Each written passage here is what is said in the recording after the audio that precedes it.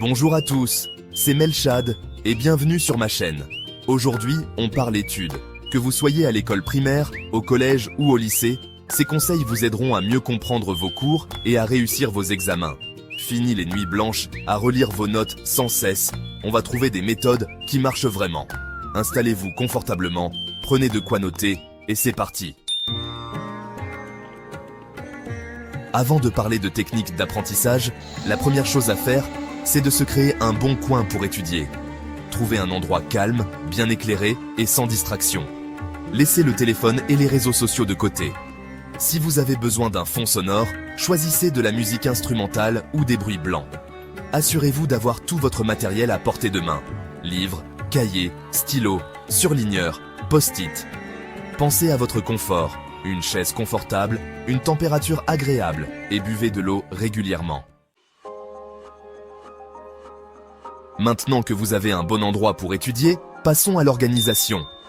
Un espace bien aménagé est la première étape, mais il est tout aussi crucial de structurer votre temps et vos tâches.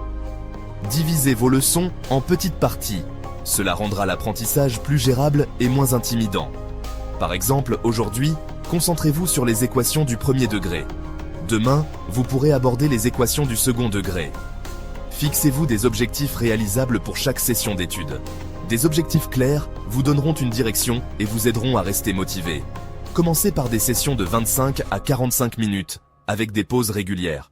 La technique Pomodoro est excellente pour cela. Utilisez un agenda, un calendrier ou une application pour planifier vos sessions d'études. Ces outils vous aideront à visualiser votre emploi du temps et à rester sur la bonne voie. Voir votre emploi du temps vous aidera à rester organisé. Soyez flexible. Si quelque chose ne fonctionne pas, ajustez votre planning. Si vous n'arrivez pas à vous concentrer, faites une pause ou passez à une autre matière. En résumé, divisez vos leçons, fixez des objectifs réalisables et utilisez des outils de planification. Utilisez un outil de planification et soyez flexible.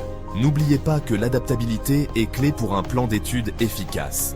Ajustez vos méthodes en fonction de ce qui fonctionne le mieux pour vous.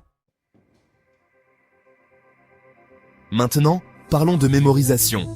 La mémorisation est une compétence essentielle pour réussir dans vos études et dans la vie quotidienne. Voici quelques techniques pour booster votre mémoire et rendre l'apprentissage plus efficace. Première technique, les flashcards. Les flashcards sont un outil puissant pour la mémorisation active.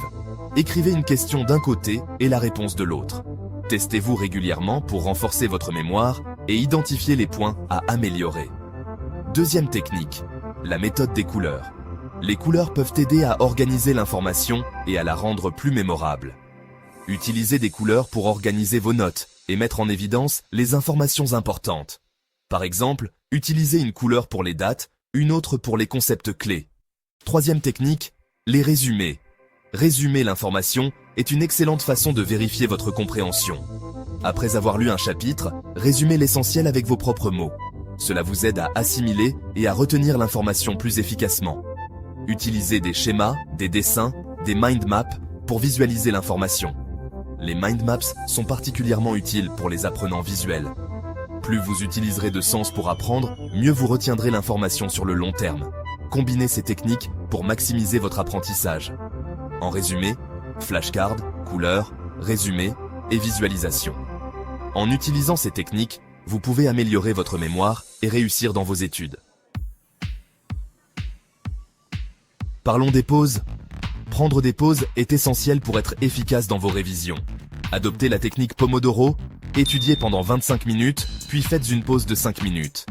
Après 4 fois 25 minutes, prenez une pause plus longue de 15 à 20 minutes. Pendant vos pauses, levez-vous, étirez-vous, allez marcher, buvez de l'eau ou regardez quelque chose de drôle. Intégrez les pauses dans votre planning d'études et ne culpabilisez pas de prendre du temps pour vous. Étudier ne veut pas dire être seul. En fait, réviser avec des amis peut rendre l'apprentissage plus agréable et moins stressant. Réviser avec des amis peut être très efficace. Vous pouvez partager des idées, poser des questions et obtenir des réponses immédiates. Choisissez des amis avec les mêmes objectifs et fixez des règles claires. Pas de téléphone, chacun vient avec ses notes. Cela aide à maintenir la concentration et à éviter les distractions.